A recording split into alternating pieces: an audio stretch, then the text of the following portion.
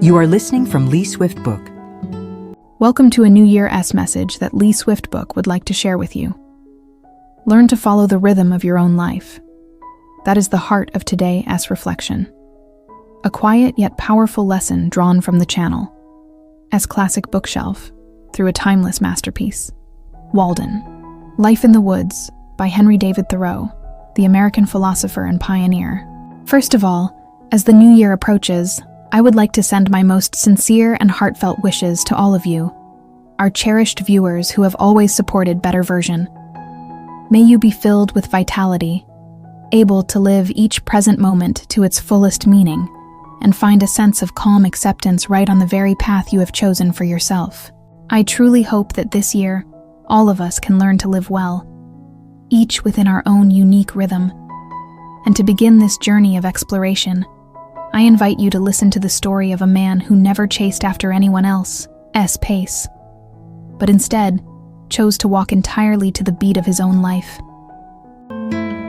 You are listening from Lee. In 1833, there was a remarkably gifted young man named Henry David Thoreau. He earned admission to Harvard University, a distinction few could claim at the time. In his spare moments, he wrote short essays and had them published in newspapers. Not out of ambition or a hunger for recognition, but purely out of personal passion. He read voraciously, yet there was one defining difference that set him apart. Thoreau had no desire to follow the well-worn paths of those before him. He was determined to choose his own way. Thoreau lived during the 19th century, a period when the American economy was rapidly expanding, ushering in a long march toward industrial civilization. In that social climate, people were racing through life at full speed. Some seized the moment and rose like a kite in a favorable wind, quickly accumulating wealth and becoming symbols of their age. Others clung to traditional careers, struggling, yet managing not to fall behind. And then there were those who, no matter how hard they tried, were still left far behind. In the eyes of many contemporaries, Thoreau belonged to that last group, a man seen as falling behind, even pitiful, unable to move forward in life. After graduating, Thoreau worked as a journalist, but his manuscripts were rejected by the editor-in-chief. He and his brother opened a private school, only to see it fail and collapse into bankruptcy. Eventually, he joined his father's pencil manufacturing workshop. Ironically, this was where Thoreau achieved real success. Through his own ingenuity, he improved the production process and created a type of pencil using a technique never seen before. It was a golden opportunity, one that could have made him wealthy and financially secure. Yet Thoreau made a decision that stunned everyone around him. He chose to walk away. He refused to scale up production or pursue profit. The reason was simple. To him, living day after day in a repetitive job solely for the sake of money was unbearably dull. He did not want to endure the quiet torture of monotonous labor, nor be chained by material desires, working endlessly just to own a nicer house or enjoy more luxurious meals like everyone else. And what was the result? As those around him grew richer by the day, Thoreau grew poorer. At times, he could barely afford his rent. Whenever someone advised him to learn from successful people, Thoreau responded with firm, uncompromising philosophical declarations. One of his most famous lines reads, "I would rather sit on a pumpkin and have it all to myself than be crowded on a velvet cushion," a metaphor expressing his preference for independence and simplicity over comfort, gained through conformity. He also said, "I would rather ride in an ox cart, freely traveling on earth, than go to heaven in a luxurious train, only to be suffocated by others all the way." A vivid critique of false progress and the spiritual cost of material excess. To Thoreau, the most important thing in life was not outperforming others or keeping pace with the crowd. Chasing the kind of success celebrated by the majority does not necessarily lead to true happiness. What truly matters is this: each of us must discover the rhythm of our own life.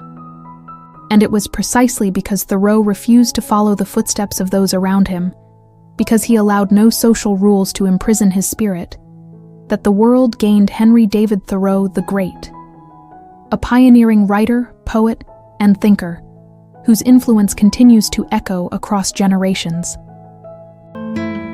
You are listening from Lee. So, at the age of 28, an age when most people are relentlessly chasing money and material success, Thoreau chose to let go of everything. With nothing but a borrowed axe, he made his way into the pine woods by Walden Pond. There, he cut timber, built a shelter, and reclaimed untamed land with his own hands. It was in this very place that he first truly beheld the quiet, breathtaking beauty of Walden.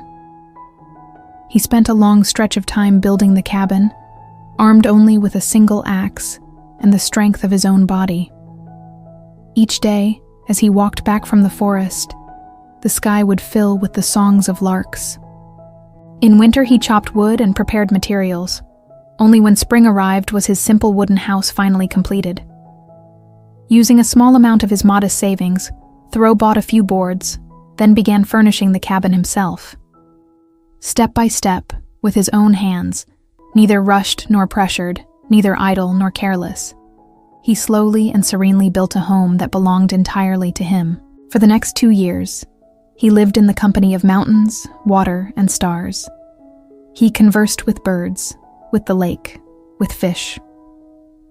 Thoreau's thoughts drifted freely in the absolute stillness of nature, within a life that was simple, unhurried, and profoundly quiet. And it was these experiences, these deep reflections, that he later distilled into the classic work Walden, Life in the Woods. Though it was nothing more than a self-built wooden cabin beside a calm lake, surrounded by forest and birdsong, Thoreau's life at Walden Pond has moved the hearts of countless readers across the world. The book not only shaped American literature, but also exerted a far-reaching influence on social movements, touching figures such as Mahatma Gandhi and Martin Luther King Jr. A solitary cabin in the woods became in time a voice that echoed far beyond the forest. You are. A Life of Quiet Ease by Walden Pond may sound poetic, but in reality, when Thoreau first stepped into the forest, he was met with countless hardships that demanded solutions. The very first, and perhaps the most fundamental challenge was simple yet brutal: how to survive in such a remote wilderness. Throughout the months of building his cabin, he had to cut wood and carry heavy loads from early morning onward, draining his physical strength day after day. With little money and no time to farm, he eased his hunger with nothing more than cornmeal and purslane. Villagers living nearby tried to dissuade him. They insisted that no one could survive without bread or pork, and that such food was impossible to find in the forest. Yet Thoreau proved them wrong. With only cornmeal and wild greens, he maintained his health and lived steadily. In truth, the greatest trial was not starvation, but the harsh winter. Winter by Walden Pond lasted 3 to 4 long months. Heavy snow fell relentlessly, turning his wooden cabin into something like an icebox. But instead of surrendering, Thoreau found ways to endure the cold.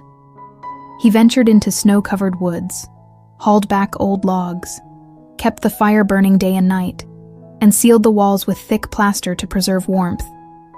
During those silent winter months when few people ever came near, Thoreau chose to walk entirely to his own rhythm.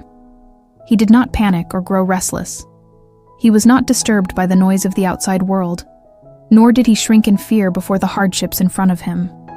And from this, a profound lesson emerges. Life itself resembles a marathon. Everyone runs in different directions, at different speeds. Some succeed early. Some bloom late. Some live ordinary lives from beginning to end.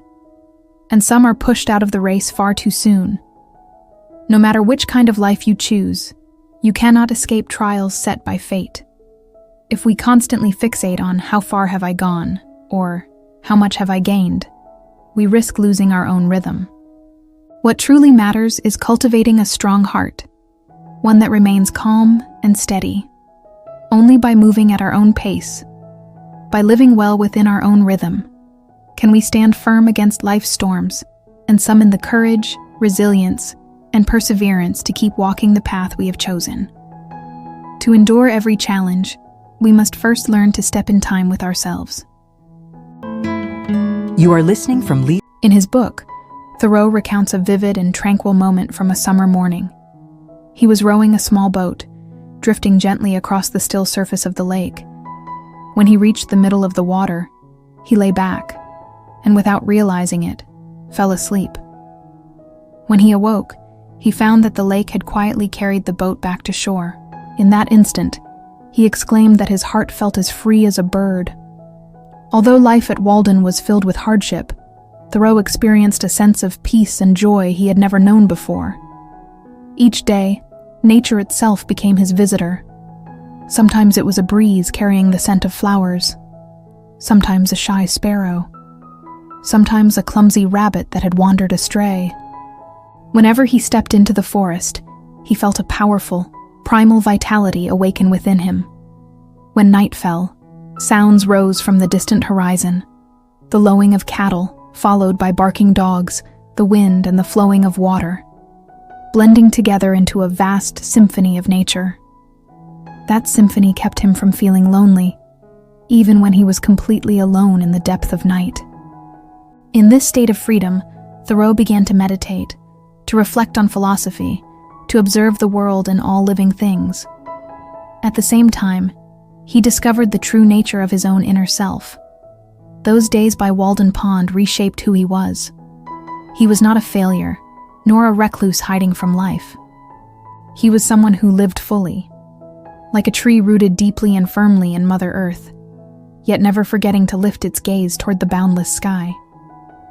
Thoreau's story reminds me of a line by Haruki Murakami. No matter what people around the world may say, I believe only that my feelings are right. What you genuinely like, you can persevere in naturally. What you do not like, no matter how hard you force yourself, will never last. That is why only by doing what you truly love can you experience happiness that is both real and enduring. If every step we take is merely a copy of someone else's life, then even if we succeed, we will never taste true joy, never discover the real meaning of living, and never find freedom within our own soul. So you must come to understand yourself. You must see your own heart clearly from the very beginning, and let go of the interference of the outside world. You are listening from Thoreau lived by Walden Pond for only 2 years. I'm sure many people wonder, in the end, he still left. Doesn't that mean he gave up on his own rhythm? But Thoreau explained his departure with the same clarity and resolve with which he had arrived. He said that he wished to experience many other lives, and he did not want to spend more time in just one. At first glance, this may sound contradictory, but it carries a deeper philosophy. We slip into habits far more easily than we realize. Whether it is the comfort of success or the life we are currently living, once something becomes too familiar, we unconsciously fall back into old tracks. Look at how many footprints have been left on the surface of this earth. The paths of thought are the same. The great roads of the world have been worn smooth and dusty by countless travelers. The deep grooves of tradition and social convention quietly shape the way we live. So ask yourself this: why do we lower the standards of our inner life, resigning ourselves to dull thoughts and repetitive work, then call it social consensus, and tell ourselves that this is simply how life should be lived? Why do we push ourselves into careers solely to chase success, fame, or money? Some say that a life lived only to make a living is not worth the cost of one's existence, and when you think about it carefully, they are not wrong. What truly matters is this: you do not have to follow the footsteps of successful people in order to succeed yourself. You are entirely free to choose a different road and live the life you genuinely desire. Thoreau realized that if a person boldly advances toward their dreams and dares to live the life they have imagined, they may achieve a kind of success far beyond expectations during their lifetime. This was also the deeper purpose behind Walden. Thoreau hoped that each of us could become our own Columbus. Columbus sailed outward to discover a new continent. We, in turn, must discover our own inner continent, our own land to inhabit, to live in, and to truly feel. No two leaves in the world are the same, and no two human beings are identical. Only by walking our own path can we live a life that is genuinely meaningful and happy for ourselves. This brings us to a simple but essential question: Are you truly happy with the life you are living right now? No matter how modest your life may be, you must live it fully. Live well within your own rhythm. Do not run away from it. Do not resent it. Do not complain about it. No matter how difficult things become, hold on to your passion for life as it is. Even in the smallest, most confined space, you can still find light and joy of your own. Confucius once reminded us not to rush anxiously in search of progress. Wealth can buy what is excessive, but the essentials of the soul require no money at all.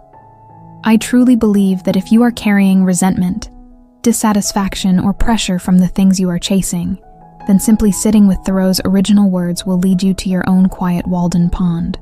And finally, there is one line from Thoreau that has stayed with me deeply. He wrote, "Only that day dawns to which we are awake. There is more day to dawn. The sun is but a morning star." The morning star is a symbol of direction, a guide showing us where to go. Thoreau hoped that in the remaining years of our lives, all of us might discover new directions by walking in our own rhythm and experience lives entirely our own. Because life is not measured by how much we possess, but by how deeply we experience it. May we all step out of worn paths, find what we truly love, and live well in the rhythm that belongs to us alone. Today's video is made in the spirit of spring, a moment of renewal, a time when a new journey begins. I hope that this year, our very first step can be different from the old ones we have repeated before. May all of us find our own rhythm and live with full passion and sincerity. Thank you so much for listening. If you enjoyed this video, please support the channel by liking and subscribing so you won't miss future content. Goodbye for now, and I'll see you in the next video.